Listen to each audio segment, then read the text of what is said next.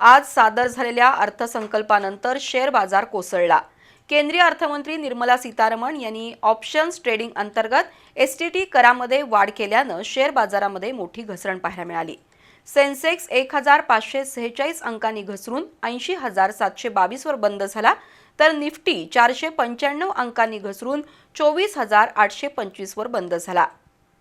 केंद्रीय अर्थमंत्री निर्मला सीतारमण यांनी आज देशाचा अर्थसंकल्प सादर केला।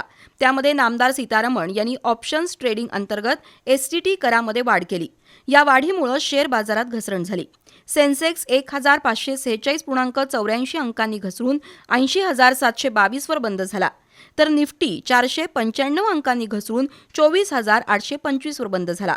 तसंच बँक निफ्टीही 1,193 अंकांनी घसरून 58,417 वर बंद झाला। नामदार सीतारमण यांच्या घोषणेनंतर मिड कॅप आणि स्मॉल कॅप शेअर्सची मोठ्या प्रमाणात विक्री झाली। भांडवली बाजार आणि संरक्षण क्षेत्रात सर्वात जास्त घसरण झाली।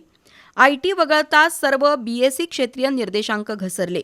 निफ्टीवर ONGC, SBI, Hindalco Industries, Coal India आणि भारत इलेक्ट्रॉनिक्समध्ये सर्वात जास्त घसरण झाली, तर Wipro, TCS, Titan, Max Healthcare आणि इन्फोसिसमध्ये वाढ झाली। निफ्टी मिड कॅप निर्देशांक 1.8% घसरला, तर स्मॉल कॅप निर्देशांक 2.8% घसरला।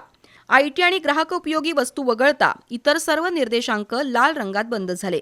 सार्वजनिक क्षेत्रातील बँका 4% घसरल्या, मात्र ही घसरण तात्पुरती असल्यानं अशा वेळेस समभागांची नियोजनबद्ध आणि अभ्यासपूर्वक खरेदी करणं भविष्यात फायद्याचं ठरेल, असा सल्ला अर्थतज्ज्ञांनी दिलाय।